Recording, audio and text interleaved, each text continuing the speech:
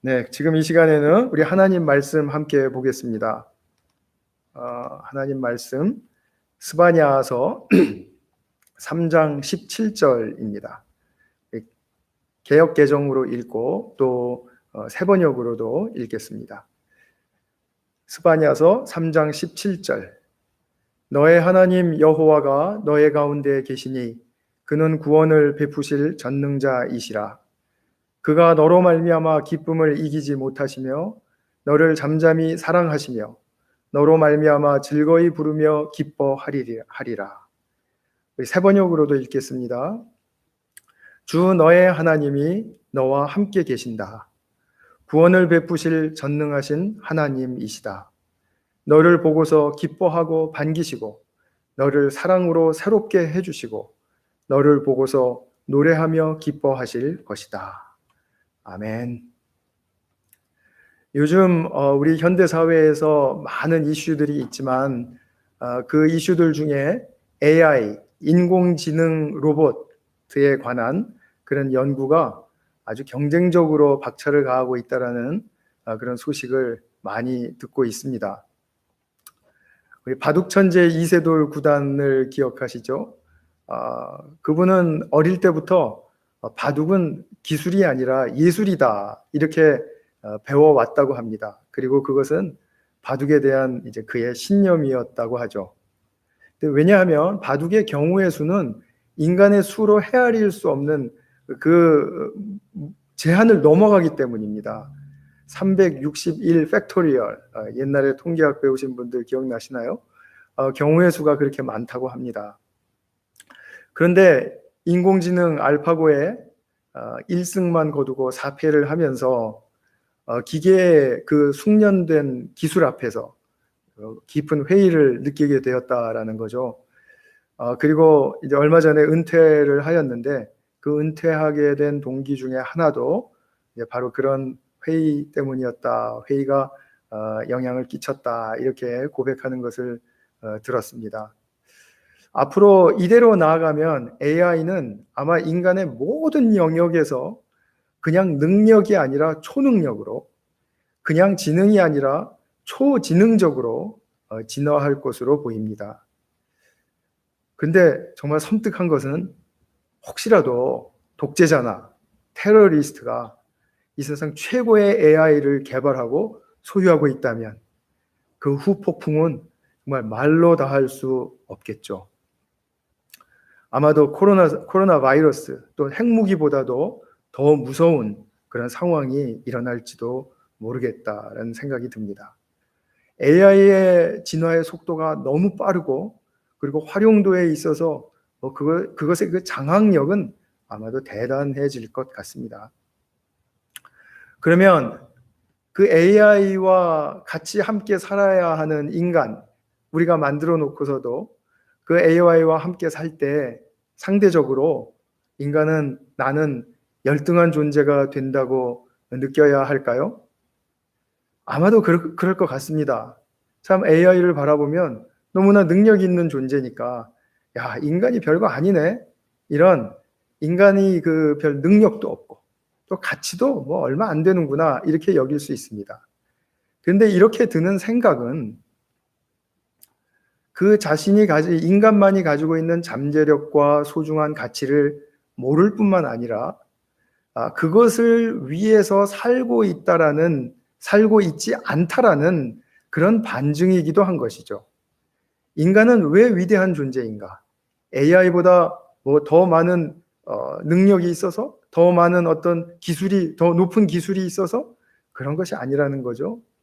그럼에도 불구하고 우리 요즘 세상이 사람들에게 심어주는 것은 무엇입니까?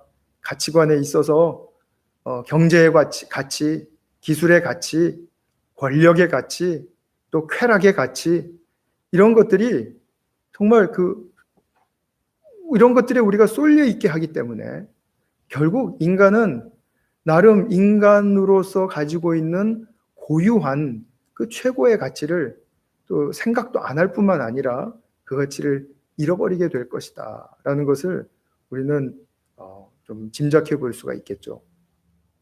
그렇다면 제가 지금 말씀드린 인간됨의 최고의 가치란 어디에 있는 것입니까? 한번 마음으로 대답을 해보십시오. 저는 이것을 하나님의 참 사랑과 관련해서 말씀을 드리고 싶습니다. 이 하나님의 참 사랑은 인간의 가치의 원천이고 근원입니다. 핵에 해당하는 것이죠. 그렇기 때문에 이 하나님의 참 사랑이 우리에게 없으면, 그러면 우리에게는 정말 그 경제 가치, 기술 가치, 뭐 쾌락의 가치, 이런 것이 높다라는 데 쏠리기에 아주 쉬워질 것입니다. 사람의 최고의 가치는 자기에게 부어진 하나님의 사랑으로 말미암아 하나님이 지으신 세상과 내 주변의 모든 관계 속에서 진선미가 피어날 때, 그때 사람의 최고의 가치는 드러나는 것이죠. 진과 선과 미, 참됨과 그리고 선함과 아름다움, 이것이 하나님의 세상과 나의 모든 관계 속에서 또 나의 내면 속에서도 드러날 때 인간의 최고의 가치는 바로 목격이 되는 것이죠. 오늘 본문에는 이것과 관련된 위대한 진리가 선포되어 있습니다. 이것이 무엇인지 오늘 본문을 우리가 좀 함께 살피도록 하겠습니다. 먼저 진리의 사건이 이 세상에는 있습니다. 모든 사람에게 꼭 필요한 것은 이 진리의 사건을 경험하는 것입니다. 오늘 본문에 그 진리의 사건이 나와 있어요. 그것은 무엇이냐 하면 하나님의 당신의 자녀들을 보고 기뻐하고 반기시고, 그리고 또 사랑하셔서 새롭게 하시는 사건입니다. 오늘 새번역 성경에는 이것이 너무나 잘 번역이 되어 있죠. 너를 잠잠히 사랑하신다라는 개역 개정의 그 번역을 뛰어넘어서 하나님이 사랑하셔서 당신의 백성들을 새롭게 하신다라는 그런 그 위대한 사건이 일어나고 있다라는 사실을 우리에게 말씀해 주고 있습니다. 자, 하나님이 우리를 기뻐하고 반기시고 또 사랑하셔서 새롭게 하신다라는 그 사건을 귀로 듣고 머리로 아는 것과 이것을 내 삶에서 직접 경험하는 것은 같은 맥락에 있을지라도 촛불을 보는 것과 태양의 빛을 보는 것의 차이만큼 매우 큰 차이입니다. 진리이신 하나님의 환대, 나를 환대하시는 것, 지속적으로 환대하시고 영원히 환대하시는 것, 그것을 경험하는 것, 그리고 이 우주를 창조하신 근원적인 힘, 바로 그 하나님의 사랑이 나에게 엄청 넘치도록 부어지고 있음을 경험하는 것. 이 두 가지의 사건이 서로 연결되어 있고 붙어 있는 것이지만 이것이 바로 이 세상에 존재하는 진리의 사건이라는 것입니다. 우리는 조건에 불문하고 하나님의 환대를 받고 있다는 사실과 폭포수처럼 당신의 사랑을 부어주고 계신다는 사실, 이거는 사실입니다. 이것을 품는 진리의 사건으로 늘 언제 어디서나 내가 어디에 있든지 부르심을 받습니다. 그것으로 나를 초청하신다라는 말씀입니다. 그 초청에 응하고 말고는 내가 결정하는 문제인 것이죠. 진리라는 말이 무엇입니까? 차별 없이 적용되는 최상의 것이라는 뜻입니다. 최상의 것, 최고로 선한 것, 최고로 아름다운 것, 최고로 참된 것, 바로 그것이 차별 없이 우리 모두에게 적용되는 것, 그것을 진리라고 이야기하죠. 자, 그러면 아버지의 환대를 받고 있다는 사실에 대해서 우리가 누가복음 15장을 보면 예수님의 말씀 통해서 너무나도 잘 알 수가 있습니다.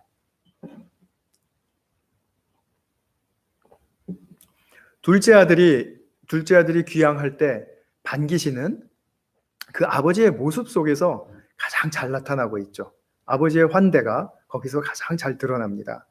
아들은 지은 죄가 너무 심히 커서 슬퍼하면서 돌아오고 있는데 아버지는 아들을 먼 발치에서 보고 막 활력이 솟구치시죠. 달려나가시는 거죠. 그 활력, 그것이 바로 사랑이죠. 자, 그 사랑의 활력으로 솟구쳐서 버선발로 뛰어나오시고 집에 있는 최고의 것들로 축하하고 또 잔치를 열어주시는 바로 그 아버지의 모습.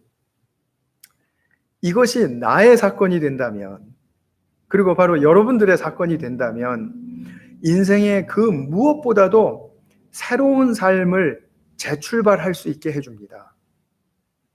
아들은 그 사랑을 잃어버렸어요.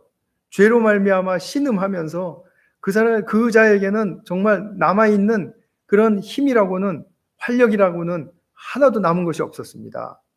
그런데 그 아버지의 사랑의 활력을 힘입어서 자기도 힘을 얻는 것이죠. 아버지의 사랑받은 아들이 그 얻는 힘을 발휘할 수 있다는 거죠.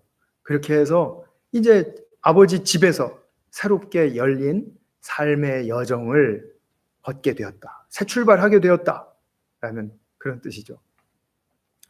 자, 그러면 아버지의 사랑이 이렇게 부어지면 나에게 어떤 일이 일어납니까? 자, 아들을 생각해 보십시오.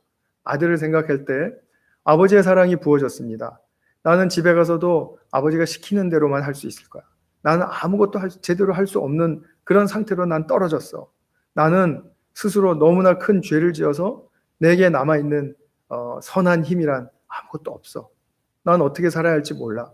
그러니까 그냥 아버지 말에 그냥 순복하면서 사는 수밖에 없어. 이런 아주 수동적인 태도와 상태만을 생각하고 있었을지 모릅니다. 근데 막상 아버지의 사랑을 받고 나니까 그렇게 되지 않다라는 거죠. 물론 사랑을 받는 것은 수동적이에요. 그러나 수동적인 그 상태에서만 그치지 않는다라는 것이죠. 왜냐하면 내가 받은 그 아버지의 사랑은 엄청난 창조적인 힘이 있고 능동적으로 나아가게 하는 힘이 있기 때문입니다. 그래서 아버지의 사랑을 실제로 받은 사람은 뻔뻔하게 여겨질 정도로 그렇게 창조적이고 능동적인 삶으로 나아가겠다라는 그 열망을 주체하지를 못합니다. 그래서 오늘 새번역 본문에서 하나님이 당신의 백성들을 받아서 기뻐하시고 받아주시고 그리고 사랑으로 새롭게 해주신다라는 표현을 썼습니다. 새롭게 해주신다라는 것은 그냥 내가 좀 치장이 좋아진다, 나의 조건이 좀 좋아졌다, 이런 정도를 훨씬 넘어서는 것이죠. 사랑은 새로움을 창조하는 것입니다. 그래서 새 창조라는 말이 성경에 분명히 서려져 있는 것이죠. 우리가 새롭게 해주신다라는 그 역사를 조금 더 구체적으로 살펴보도록 하겠습니다. 자, 사랑이 새롭게 한다라는 그 새 삶을 살게 한다라고 할 때 그 새 삶의 특징은 결론부터 먼저 말씀을 드리면 자유와 책임입니다. 이 두 가지는 너무나도 극명한 사랑의 결과이고 열매라고 말할 수 있습니다. 그럼 먼저 사랑받았을 때 그 사랑이 내 안에서 원숙해지면서 새롭게 누리는 자유에 관해서 좀 생각을 해보겠습니다. 성도님들은 자유라는 말을 들으면 가장 먼저 떠오르는 것이 무엇입니까? 나를 누르던 불편이 없어져서 편해지는 것, 자유죠. 나로 하여금 많은 제약을 얻게 했는데 그 제약하는 조건들이 없어지는 것, 억압하는 그런 요소들이 사라지는 것, 그것이 자유라고 생각할 수 있겠죠. 나를 시달리게 했던 고통이 사라지고 강압하고 착취하던 세력이 없어지면 나는 이런 것으로부터 해방됐다, 자유하게 되었다, 이렇게 말할 수 있겠죠. 즉 우리는 자유를 생각할 때 무엇으로부터의 해방을 자유라고 그렇게 초점을 두고 생각하는 경향이 짙은 것 같습니다. 맞습니다. 이것으로부터의 해방을 자유라고 합니다. 주님은 부정적이고 악한 것으로부터 풀려나게 하십니다. 우리가 출애굽 역사를 보면 바로의 그 학정과 억압으로부터 주의 백성들을 구출해 내시죠. 해방시키시죠. 그 바로의 억압으로부터의 자유를 누리게 하는 것이죠. 우리가 십자가 구원을 받았다. 그러면 사탄의 죄의 권세로부터의 해방이다 라고 우리가 말할 수 있죠. 세력으로부터 우리는 해방이 됩니다.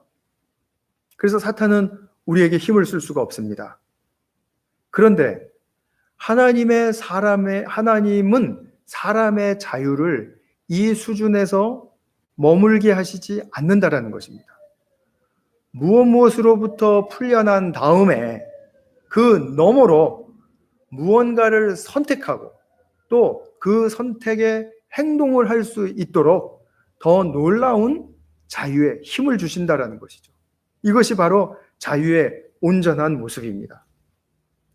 이것은 피동적인 위치에서 능동적인 위치로 뛰어넘게 하는 자유이고, 이 자유를 행사할 때 우리는 참으로 나의 삶에 진정한 확장을 가져오게 되죠. 내 삶이 비로소 지평선을 바라보고 나아가는 그러한 삶으로 들어가게 되었구나를 보게 되고, 또 그렇게 하면서 그냥 힘들기만 한 게 아니라 거기서 보람을 느끼고 거기서 더 큰 의미를 발견하고 그리고 나의 주변을 복되게 한다라는 거죠.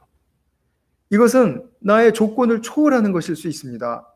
나의 환경을 넘어서는 것입니다. 빅터 프랭클이라는 오스트리아 출신의 유대인이 있습니다. 이 사람은 나치의 강제 수용소, 여러분들이 잘 아시는 아우슈비츠 같은 그런 죽음의 수용소를 4곳이나 전전하며 끌려다니면서도 생존한 20% 중 한 사람입니다. 이 사람은 정신과 의사였어요. 그런데 철학 박사이기도 합니다. 그래서 이 수용소 생활을 할 때 인간의 이 내면의 상태와 그리고 또 철학적인 그런 인사이트, 통찰력을 가지고 자기 죽었던 동료들 그리고 또 살아남은 동료들을 무척 깊이 이제 관찰했다고 그렇게 그의 글에서 이야기합니다. 죽거나 살아남은 동료들을 관찰하면서 인간의 위대한 면을 발견했다고 그렇게 우리에게 말해주고 있습니다. 정말 더 이상 이를 이성도 없게 만드는 그 굶주림과 폭력 그리고 강압의 고통 속에서도 신적 사랑이 있고 또 이 수용소에 들어오기 전에 누렸던 가족들과의 사랑이 있고, 그래서 그 사랑 때문에 어떤 사람은 아내의 사랑 때문에, 어떤 사람은 부모의 사랑 때문에, 어떤 사람은 자기가 일하고 있었던 그 분야에서 그 자기의 일을 너무나도 사랑했던 그 사랑 때문에 수용소에서도 자기의 존재의 의미를 찾으려는 그러는 내적 자유를 행사하는 것을 보았다라는 거죠. 내가 왜 살아야 하는지 내가 지금 이 순간에도 포기할 수 없다. 나는 내 존재의 의미를 찾을 것을 나는 선택한다. 라는 그런 자기의 자유를 행사했다라는 것입니다. 우리는 흔히 생각하면 그런 아주 극악한 환경의 수용소 속에서는 정말 모든 사람이 다 빵 하나 가지고 싸우고 우리가 그런 것들을 이제 글에서나 영화로 많이 보았기 때문에 그러는데요. 그분의 증거는 좀 다릅니다. 정말 배가 줄일 정도로 최소한에 해당하는 음식도 주지 않는 빵 한 개와 스프 반 깡통, 그것도 건더기 없는 스프 반 깡통으로 몇 끼를 연명하게 하면서도 그것도 하루에 2끼, 3끼를 받는 적도 있지만 그렇게 연명하게 하면서도 연명하게 하는 그런 가운데에서도 누가 아픈 친구가 생기면 자기의 빵을 반 개를 내어주는 그런 사람들이 비일비재하게 보이더라는 것입니다. 왜 그렇죠? 사람이 살아야 할 이유가 있고 우리는 존재하는 의미를 찾아야 하는 그러한 상황으로 내적인 그런 욕으로 부르심을 받고 있다는 것을 느끼기 때문이죠. 그것이 바로 빵이 나를 살려주는 게 아니라, 이 사람들이 나를 가스실에 보내지 않아서 나를 살려주는 것이 아니라, 그 존재의 의미를 찾으려고 선택하고 그것을 찾고 있는 그 자유를 행사하는 것이야말로 나를 진정으로 살게 한다라는, 바로 그 의식 때문이었죠. 이것이 그들에게는 시련을 이기는 가장 큰 힘이었다라는 것입니다. 프랭클은 수용소에서 발견한 희망은 곤경이 아무리 심한 중에서도 자신을 이끌어줄 진리를 찾아내는 인간에게 능력이 있다. 아무리 심한 중에서도 자신을 이끌어줄 진리를 찾아내는 인간에게 능력이 있다. 이것이 바로 그에게 가장 큰 희망이 되었다고 말하고 있습니다. 그것을 찾으려는 태도를 취하는 것은 상황이 얼마나 열악하고 나를 억압하더라도 아무도 빼앗을 수 없는 인간의 위대한 자유라고 했고, 이것이 시련을 가치 있는 것으로 만든다고 말했습니다. 이것이 우리가 어떤 열악한 현재 코로나 위기와 같은 범세계 유행 속에서도 취할 수 있는 태도라고 저는 믿습니다. 각자가 선택해야 하는 것이죠. 우리가 이것 때문에 고통이 참 심하고 또 조건이 너무나도 우리를 운신의 폭을 좁게 하고요. 시험도 못 보고 잡을 잡을 수도 없고 여러 가지 사업이 안 되고 너무나도 큰 제약들이 많이 있죠.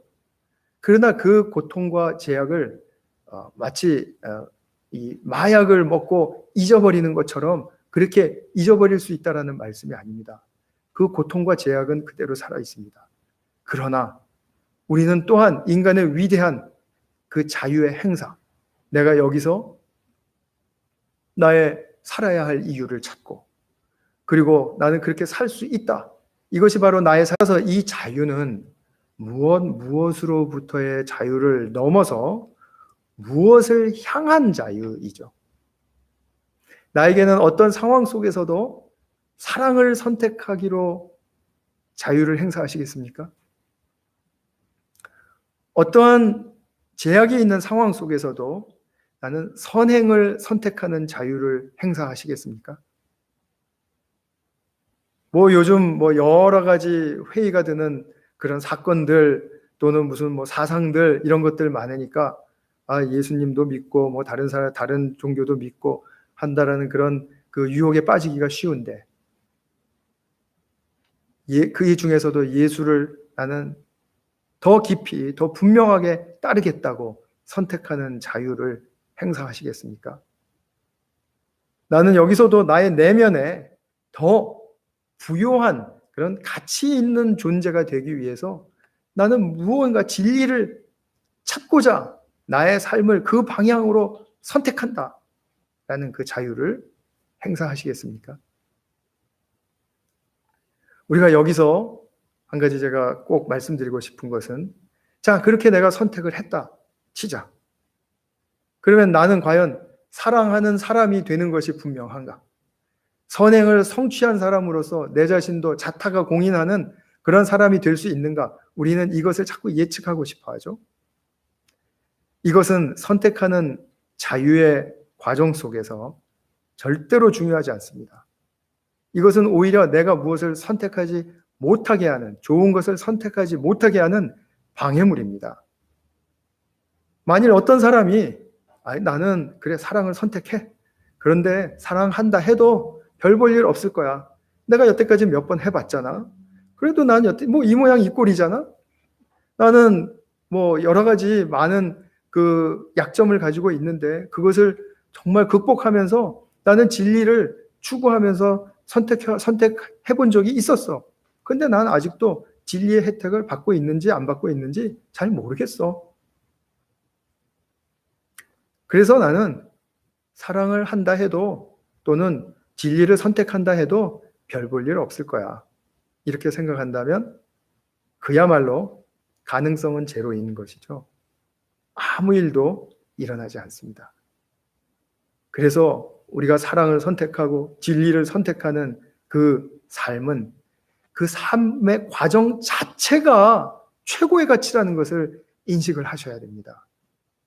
무슨 결과가 좋게 나와서 내가 그것을 선택하는 것이 아니라 이것을 내가 이 상황 속에서도 선택할 수 있는 자다라는 것에 대한 그런 내게 차오르는 만족과 행복이 그것이 진정으로 나를 살게 한다는 것입니다. 그것은 바로 아까 제가 말씀드린 것처럼 하나님의 참 사랑의 앵커를 내려야 하는 것이고요. 그 참 사랑의 힘이 나를 이렇게 자유하게 한다라는 사실에 대해서 우리가 더욱더 분명한 믿음을 가져야 할 것입니다. 다시 말씀드립니다. 내가 이렇게 선택한 결과가 어찌 될지는 주님께 맡기는 것입니다. 그리고 나는 이렇게 선택하는 과정을 살아가는 그런 삶이야말로 정말 하나님이 기뻐하시고 그리고 나를 진정으로 진리로 이끌어주는 삶을 살게 하는 것이다라는 사실을 믿고 그렇게 살아야 하는 것입니다. 나를 새롭게 하신 일이란 진리를 위해서 선택하고 실행해서 조건과 환경까지도 초월한 자가 되게 하셨다라는 것입니다. 사랑을 선택한 자유자가 되었다라는 거죠. 자, 그러면 두 번째로 또 한 가지 우리가 새롭게 하시면서 사람에게 주신 축복이 있다고 말씀을 드렸죠. 그것은 자신이 선택한 것에 대해서 책임을 지는 것입니다. 책임이 전제되지 않은 선택의 자유는 변질되기가 쉽습니다. 그래서 자신의 자유를 고귀한 가치로 지니기 위해서 꼭 필요한 것은 선택에 대한 책임감을 갖는 것입니다. 내가 선택했으니까 내가 책임지겠다. 이것을 분명히 가지셔야 한다는 거죠. 근데 이것은 자유에 대해서 나의 자유의 능력을 성숙하게 하는 아주 고귀한 자유의 파트너입니다. 또한 이것은 인간만이 가질 수 있는 그런 그 놀라운 자유에 대한 특권입니다. 그래서 내가 선택한 것에 대해서 책임을 지는 것은 AI 따위는 흉내도 못 낼 그런 하나님의 수준의 것인 것입니다. 제가 좀 전에 말씀드린 빅터 프랭클은 미국 사람들이 하도 자유하니까 자유의 이 균형을 가르치기 위해서 동부에 자유의 여신상이 있는 것처럼 서부에 무엇의 여신상을 세워야 한다고 말했을까요? 네, 책임의 여신상을 세워야 한다고 말했습니다. 이분은 약간 좀 바이어스가 있는 것 같아요. 서부에는 책임의 남신상이 있으면 좋을 것 같다라는 제 개인적인 생각입니다만 그렇습니다. 정리하겠습니다. 하나님께서 당신의 자녀들을 그토록 사랑하셔서 새롭게 하신다라는 말씀은 그 사랑이 우리 안에 들어오면 무엇을 가능하게 하기 때문입니까? 진정한 선택의 자유를 가능하게 하고 그 자기 선택에 대한 책임을 지게 함으로써 우리의 성품을 균형 있고 성숙하게 만들기 때문입니다. 이것이 우리에게 가능해집니다. 그래서 소중한 의미와 사랑과 진리, 선행, 그리고 내 삶을 다해서 헌신하겠다라는 어떤 특정한 부르심이 있는 어떤 영역들, 가령 예를 들면 나의 전공 분야라든지 아니면 자녀를 기르는 그런 양육이라든지 아니면 아내로서 남편으로서의 나의 삶의 몫을 다 하겠다라는 그런 것에 대한 의미를, 가치를 찾겠다라는 그런 선택을 계속해서 해나가면서 그것에 대해서 내가 선택했으니까 내가 책임져야지 하는 그런 그 의식은 나라는 인간됨을 균형 있고 성숙하게 만들어줍니다. 즉 온전하게 만들어준다라는 거죠. 성경이 말하는 인간의 온전함은 바로 여기에서 우리가 찾아볼 수가 있습니다. 이것이 우리의 마음과 인격의 건강한 구조를 이루는 것입니다. 여러분, 자유와 그리고 책임감, 이것을 양대 기둥으로 삼아서 마음과 인격의 건강한 구조를 이루시기 바랍니다. 이런 자유와 책임의 구조를 튼튼히 하시면서 하나님의 사랑이 꽃피고 그리고 열매 맺는 그런 풍성한 하늘의 축복이 모두에게 넘치시기를 축원합니다. 우리 다 같이 한번 기도하겠습니다. 제가 이 시간에 우리 같이 짧게 기도하는 시간을 드리겠습니다. 들으신 말씀 생각하시면서 우리 같이 한번 기도하겠습니다. 감사합니다. 주님이 함께 하시는 역사가 정말 하나님에게 정말 주님께서 도와주시기를 간절히 소망합니다.